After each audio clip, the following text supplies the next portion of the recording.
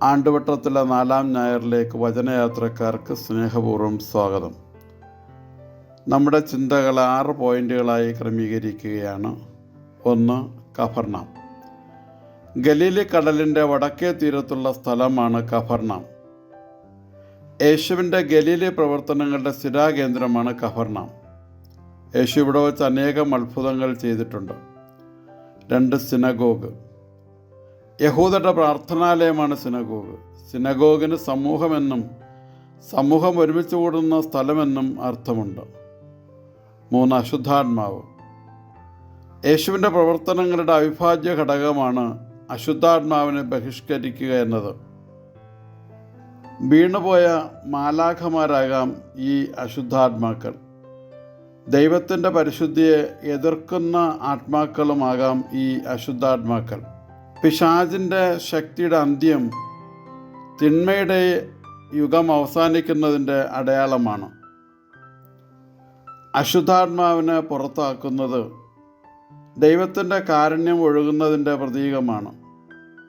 അശുദ്ധമായ ലോകത്തെ മുഴുവൻ ശുദ്ധമാക്കുക, ഈ ലോകത്തെ ദൈവരാജ്യവും അവിടുത്തെ നീതിയുമായി രൂപാന്തരപ്പെടുത്തുക എന്നതാണ് യേശുവിൻ്റെ ദൗത്യം. 4. ദൈവത്തിൻ്റെ പരിശുദ്ധൻ. യേശുവിനെ ദൈവത്തിൻ്റെ പരിശുദ്ധൻ എന്ന് ഏറ്റുപറയുന്നത് വിശ്വാസത്താലല്ല, മറിച്ച് ഭയത്താലാണ്. അശുദ്ധാത്മാക്കൾ യേശുവിനെ ദൈവത്തിൻ്റെ പരിശുദ്ധൻ എന്ന് പറയുന്നത് യേശുവിൻ്റെ മേൽ ശക്തി പ്രാപിക്കാനുള്ള ഒരു വിഫല ശ്രമമാണ്.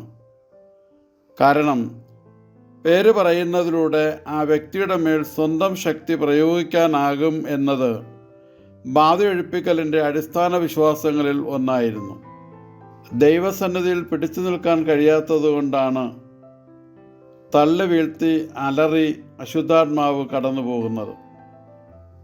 ദൈവത്തിൻ്റെ പരിശുദ്ധൻ പഴയ നിയമത്തിൽ ദൈവത്തിൻ്റെയോ സ്വർഗത്തിൻ്റെയോ പ്രതിനിധിയായാണ് സൂചിപ്പിക്കുക.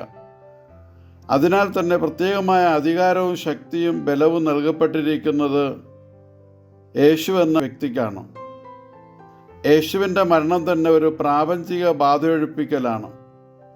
ദൈവരാജ്യം കാണാനും അറിയാനും അനുഭവിക്കാനും അതുവഴി ദൈവകൃപയിലായിരിക്കുവാനുമുള്ള ഒരു അവസരം കൂടെയാണ് ദൈവത്തിൻ്റെ പരിശുദ്ധൻ നമ്മെ ഓർമ്മപ്പെടുത്തുന്നത്. 5. നിയമജ്ഞർ അഥവാ നിയമപണ്ഡിതർ. ഗ്രീക്ക് ഭാഷയിൽ ഗ്രമത്തേവുസ് എന്നതിൻ്റെ അർത്ഥം അക്ഷരങ്ങളുടെ മനുഷ്യർ എന്നാണ്. മതനിയമങ്ങളിൽ അവഗാഹമുള്ളവരാണിവർ. ഗ്രമത്തേവുസിനെ മതപണ്ഡിതർ എന്ന് പരിഭാഷപ്പെടുത്തുന്നതാണ് കൂടുതൽ ഉചിതം. എഴുതപ്പെട്ടിരിക്കുന്ന തിരുവചനത്തേക്കാൾ നിയമങ്ങളുടെ അടിസ്ഥാനത്തിലുള്ള വാമൊഴി തീരുമാനത്തിന് കൂടുതൽ വിലയുണ്ടെന്ന് ഇവർ പഠിപ്പിക്കുകയാണ്. സൻഹേദ്രിൻ സംഘത്തിന് പ്രതിഫലം വാങ്ങാതെ നിയമസഹായം കൊടുത്തിരുന്നതിനാൽ ഇവരെ നിയമവിദഗ്ധർ എന്നും വിളിച്ചിരുന്നു. 6. അധികാരത്തോടെയുള്ള പുതിയ പ്രബോധനം. യേശുവിൻ്റെ വാക്കുകളിൽ ദൈവിക ശക്തി വെളിപ്പെട്ടിരുന്നു. അക്കാലത്തെ ഭൂതോച്ചാടകരിൽ അധികം പേരും പിശാചിനെ ഒഴിപ്പിക്കാൻ ദീർഘമായ പ്രാർത്ഥനകൾ ഉച്ചരിക്കുകയോ ചില പ്രത്യേക ഗന്ധമുള്ള ചെടികളുടെ വേരുകൾ ഉപയോഗിക്കുകയോ ചെയ്തിരുന്നു.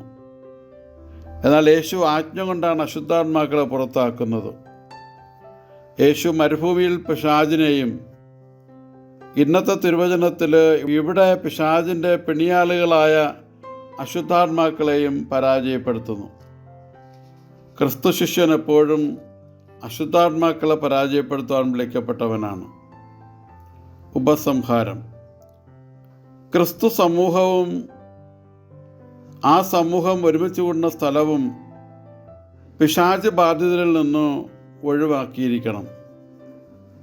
പള്ളിക്കകത്തും അതിൻ്റെ സംവിധാനങ്ങളിലും പിശാച് ഉണ്ടാകരുത്. പൈശാചിക മനോഭാവം അനുവദിക്കരുത്. ക്രിസ്തു ശിഷ്യർ ക്രിസ്തുവിനെതിരായ ആത്മാവിനെയും അതിൻ്റെ പ്രവർത്തനങ്ങളെയും നിരാകരിക്കണം. അതാണ് ശിഷ്യത്വം ആവശ്യപ്പെടുന്നത്. ചെറിയൊരു അജഗണമേ നിങ്ങൾ ഭയപ്പെടേണ്ട എന്ന് യേശു സൂചിപ്പിക്കുമ്പോൾ ഇതുപോലുള്ള അശുദ്ധാത്മാക്കളിൽ നിന്ന് ദൈവാലയവും അതിൻ്റെ സംവിധാനങ്ങളും സംശുദ്ധമായിരിക്കണം എന്നുകൂടി നമുക്ക് വായിച്ചെടുക്കാം. ദൈവം നിങ്ങളെ അനുഗ്രഹിക്കട്ടെ. സ്നേഹപൂർവ്വം ഫാദർ നിക്കോളാസ് ടി.